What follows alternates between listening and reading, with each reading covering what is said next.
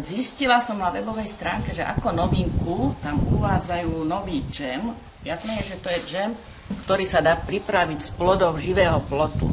Zatiaľ som ešte nevidela živý plod, ktorý by aj plodil. Na pohľad vyzerajú ovocie ako čučoriedky, sú tmavé. A džem je krásny konzistenciou, tak určite by ma potešilo, keby som mala živý plod, z ktorého viem mať kopec džemu. Určite kvalitného svojej produkcii bez nejakej väčších starostí. A predpokladám, že na takej ploche aj toho bude dosť slušná úroda.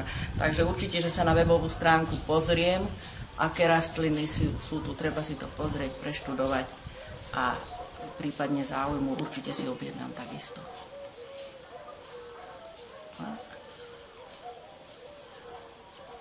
Nechutí síce ako čučoriedky, je inej chuti, je sladší, ale je určite veľmi dobrý a určite bude patriť medzi obľúbené džemy. Dobrý je, naozaj je dobrý. Je zlá. Toto sú ako plodiny živého plotu?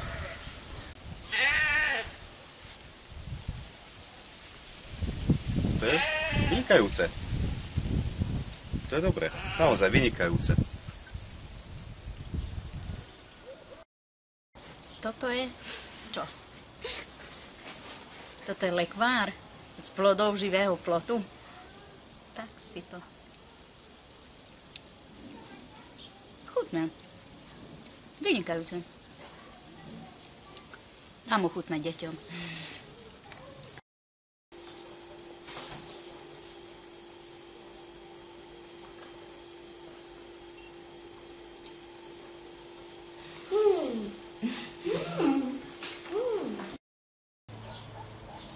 No, že vraj, toto je lekvár. To je chutné.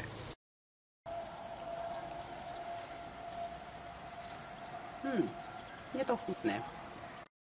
Tak toto je lekvár z plodu živého plotu. Ja zatiaľ som o tom len čítal na internete, ale teraz to aj ochutnám. Dobrá chuť.